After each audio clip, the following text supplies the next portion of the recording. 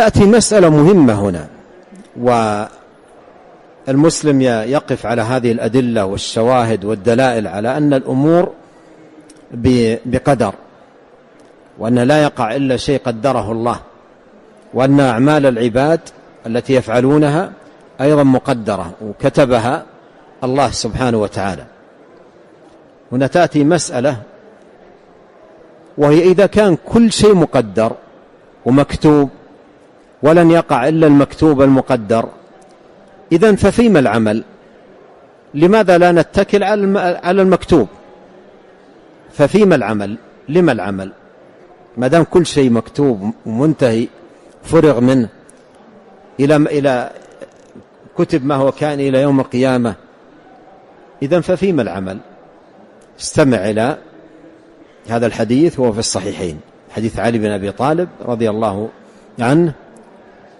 هذه مسألة تعتبر كبيرة، من أهم المسائل في هذا الباب، وجوابها السديد الذي لا أسد منه، بل لا جواب غيره إلا هذا الذي ستسمعونه في الحديث. ولا بد أن نسمعه، ولا بد أن نعيه، ولا بد أن نفهمه، ولا بد أن نلزم عقولنا بفهمه، لأنه هو الجواب. من يخرج عنه يدخل في متاهات خاض فيها المتكلمون وخاض فيها أقوام، حاصلها ضلال وضياع. هذا السؤال الكبير جاء في أذهان الصحابة، جاء في أذهانهم وجال في عقولهم، وسألوا النبي صلى الله عليه وسلم عنه. جاء في الحديث في الصحيحين حديث علي بن أبي طالب أن النبي صلى الله عليه وسلم قال: ما منكم إلا وكتب مقعده من الجنة ومقعده من النار. ما منكم إلا وكتب مقعده من الجنة ومقعده من النار. فقال الصحابة رضي الله عنهم: يا رسول الله، ألا نتكل على الكتاب وندع العمل؟ ألا نتكل على الكتاب وندع العمل؟ واضح الكلام؟ نتكل على الكتاب يعني الذي كتب، أن كل واحد كتب مقعده في الجنة ومقعده في النار، وندع العمل، نترك العمل. قال عليه الصلاة والسلام: اعملوا فكل ميسر لما خلق له. اعملوا فكل ميسر لما خلق له. فمن كان من أهل السعادة يسره الله لعمل أهل السعادة، ومن كان من أهل الشقاوة يسره الله لعمل أهل الشقاوة. ثم تلا: فأما من أعطى واتقى وصدق بالحسنى فسنيسره لليسرى، وأما من بخل واستغنى وكذب بالحسنى فسنيسره للعسرى. فانتظم الجواب أمرين هما صلاح العبد وفلاحه في دنياه وأخرى. الأمر الأول في قوله اعملوا، هذا الأمر بالعمل يفيد أن هذا المأمور عنده مشيئة، عنده مشيئة، وهو مأمور في ضوء هذه المشيئة التي عنده أن يعمل بالطاعة وأن يتجنب المعصية، وأن يسلك طريق الطاعة ويتجنب طريق المعصية. اعملوا يدخل فيها الصلاة والصيام والحج والصدقة والبر والصلة والإحسان فعل المعروف، ويدخل فيها أيضا تجنب الأعمال المحرمة، كلها داخل اعملوا. والأمر الثاني في قوله كل ميسر لما خلق له، هذا فيه أن الأمور كلها بماذا؟ بأقدار الله سبحانه وتعالى. فتجمع لنفسك بين أمرين: بذل الأسباب والاستعانة بالله، والسؤال المعونة، سؤال الثبات، سؤال التوفيق. انظر في الدعوة التي هي كانت أكثر دعاء نبينا صلوات الله وسلامه عليه، كان من أكثر دعاه: يا مقلب القلوب ثبت قلبي على دينك. قالت له أم سلمة رضي الله عنها: أو إن القلوب لتتقلب؟ قال: ما من قلب إلا وهو بين أصبعين من أصابع الرحمن يقلبه كيف يشاء، فإن شاء أقامه وإن شاء أزاغه. ومن الدعوات في القرآن: ربنا لا تزغ قلوبنا بعد إذ هديتنا وهب لنا من لدنك رحمة إنك أنت الوهاب. وجاء في الصحيح من دعائه عليه الصلاة والسلام: اللهم لك أسلمت وبك آمنت وعليك توكلت وإليك أنبت وبك خاصمت أعوذ بعزتك لا إله إلا أنت أن تضلني.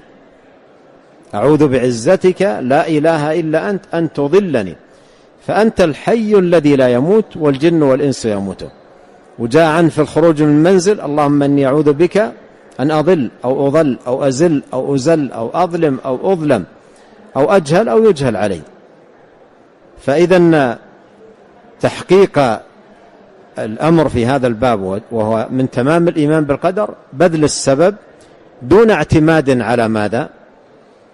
دون اعتماد على السبب، وإنما يبذل السبب ويتوكل على الله، كما قال سبحانه: فاعبده وتوكل عليه.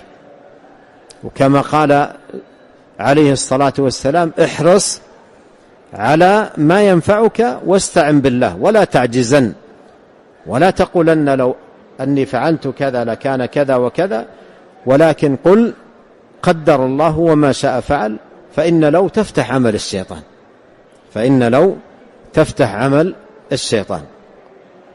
والهداية والضلال، الهداية والضلال بيد الله، يهدي من يشاء ويضل من يشاء. أفمن زين له سوء عمله فرآه حسنا فإن الله يضل من يشاء ويهدي من يشاء فلا تذهب نفسك عليهم حسرات. إن تحرص على هداهم فإن الله لا يهدي من يضل، وما أكثر الناس ولو حرصت بمؤمنين، إنك لا تهدي من أحببت ولكن الله يهدي من يشاء. الهداية والضلال هذه بيد الله، بيد الله سبحانه وتعالى. ولهذا من دعاء المؤمنين في قنوتهم: اللهم اهدني فيمن هديت وعافني فيمن عافيت وتولني فيمن توليت. الأمور كلها بيده، فيبذل السبب طالبا سبيل الهداية سالكا طريقها داعيا ربه مستعينا بمولاه، مستعينا بمولاه. هذا حاصل الجواب. قال: اعملوا فكل ميسر لما خلق له. فمن كان من أهل السعادة يسره الله لعمل أهل السعادة، ومن كان من أهل الشقاء ويسره الله لعمل أهل الشقاء. والمقدر على العبد أمر مغيب، المقدر على العبد أمر مغيب لا يدري ما هو. وما تدري نفس ماذا تكسب غدا وما تدري نفس بأي أرض تموت.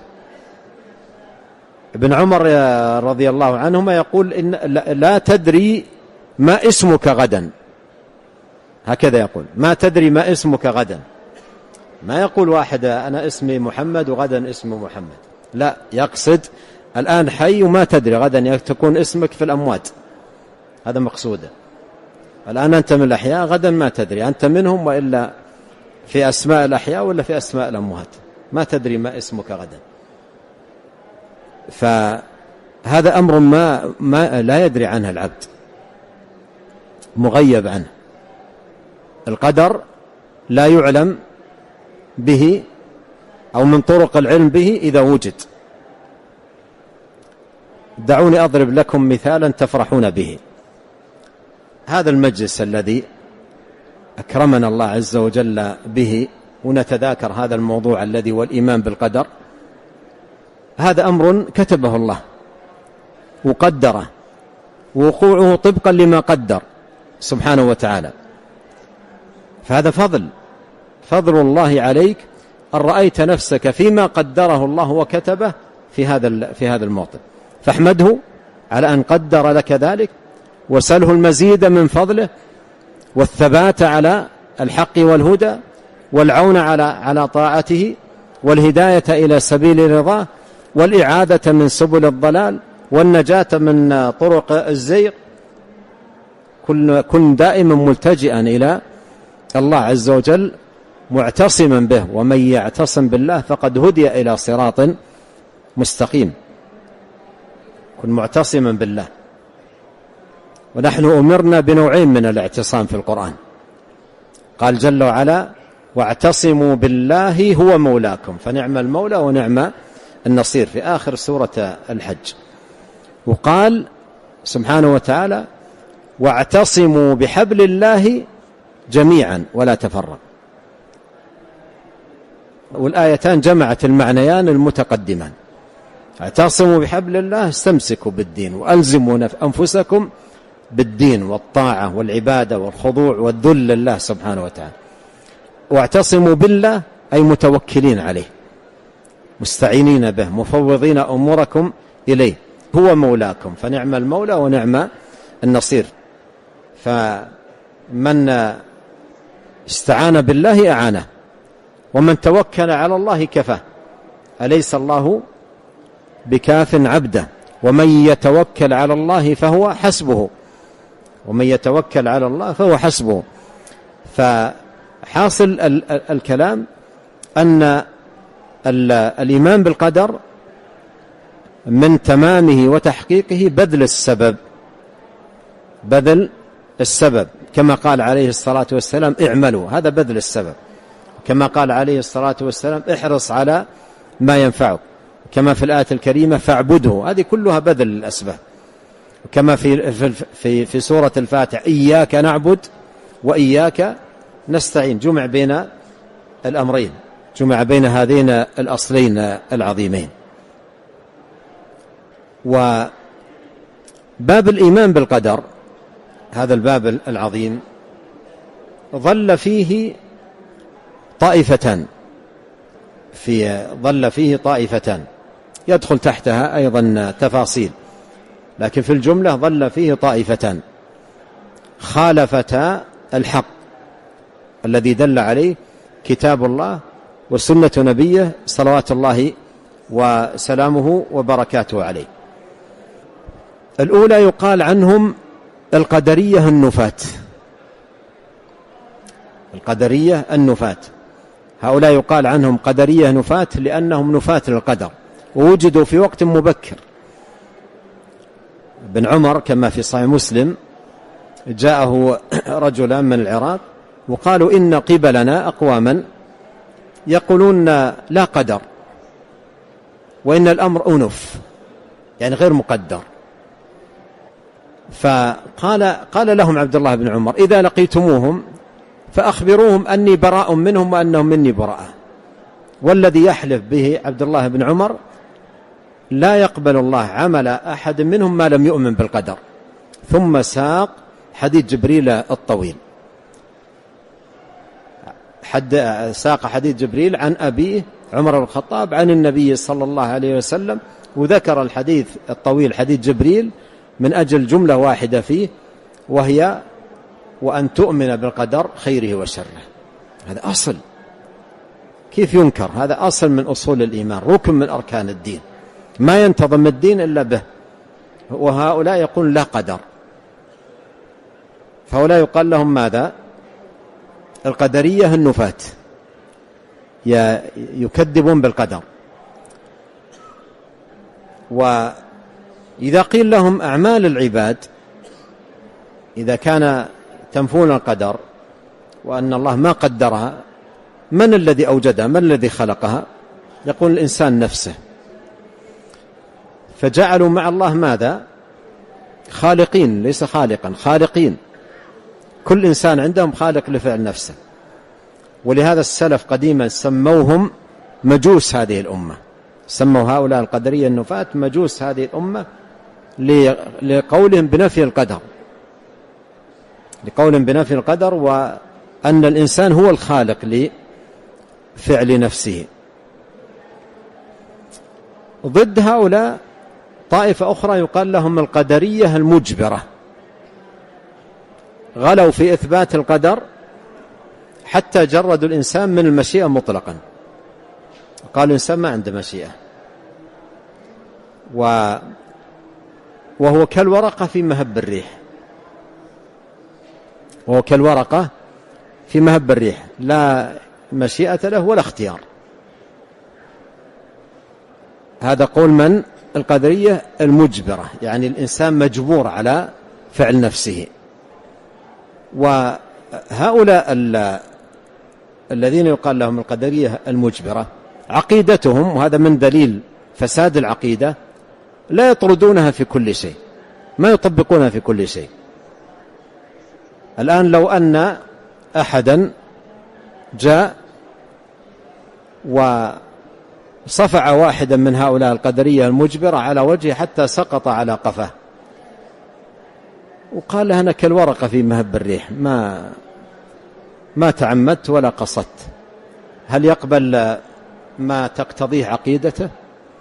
أو جاء أحد وسرق، أخذ ماله أمامه وذهب به، ولما طالب به قال لا، هذا يعني ما فعلته باختياري، هذا مقدر، هذا يعني مجبر عليه،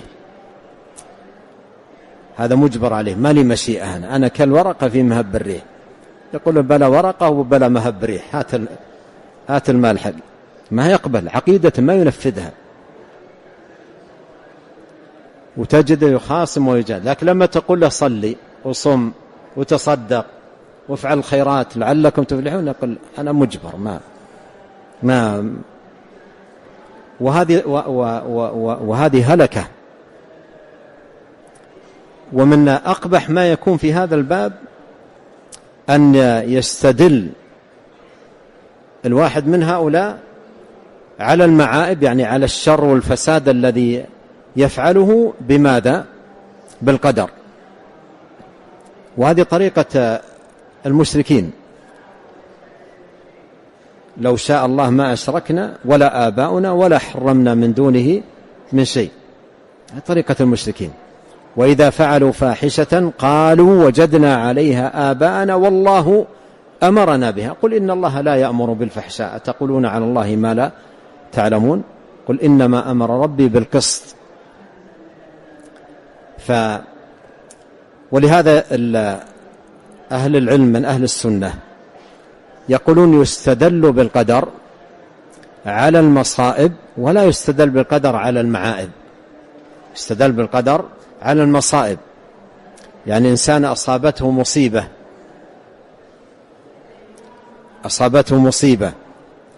وقال قدر الله ما شاء فعل، هذا في محله قدر الله ما شاء فعل. لكن رجل مثلا يترك الصلاة يقال لماذا لم تصلي؟ يقول قدر الله ما شاء فعل، هذا باطل، هذه طريقة المشركين. أو يفعل الفاحشة والمحرم ويقال له يقول قدر الله وما شاء فعل، هذا باطل. يستدل بالقدر على المصائب ولا يستدل بالقدر على ماذا؟ على المعائب. المعائب إذا وقع الإنسان وابتلي بشيء منها يسأل ربه ماذا؟ أن يمن عليه بالتوبة، لأن أصلا لا يتوب إلا بقدر، كما قال الله تعالى ثم تاب عليهم ليتوبوا. تاب عليهم يعني وفقهم للتوبة، ما يكون توبة إلا بقدر، فيسأل ربه أن يوفقه للتوبة، أن ييسر له أمر التوبة. وإذا تاب يسأل الله أن يثبته على ماذا؟ أن يثبته على الحق، وأن يثبته على الهدى، وأن يعيده من الضلال، وأن ينجيه من سبل الردى. والإيمان بالقدر فوائده عظيمة على العبد ومنافعه كبيرة جدا، ومن ذلك ما يتعلق بالمصائب التي تصيب العبد. انظر قول الله تعالى في سورة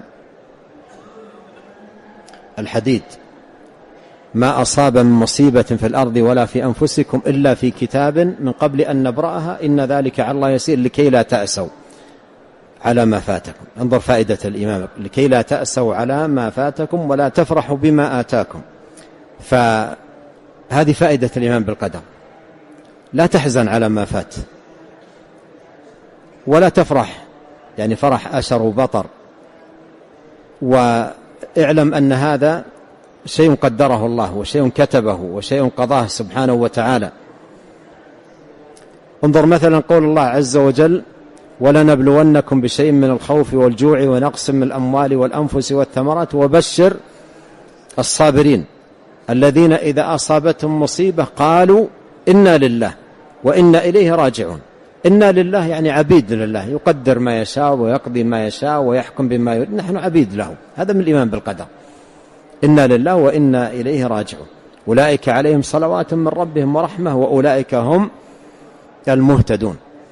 ولهذا الإيمان بالقدر فيه التسلية في المصاب، وتجد المؤمن تصيبه المصيبة فيعلم أنها من عند الله فيرضى ويسلم، مثل ما قال الله تعالى: ما أصاب من مصيبة إلا بإذن الله ومن يؤمن بالله يهدي قلبه. قال بعض السلف: هو المؤمن تصيبه المصيبة فيعلم أنها من عند الله فيرضى ويسلم. قال جل وعلا: قل لن يصيبنا إلا ما كتب الله لنا هو مولانا. قل لن يصيبنا إلا ما كتب الله لنا. فالمؤمن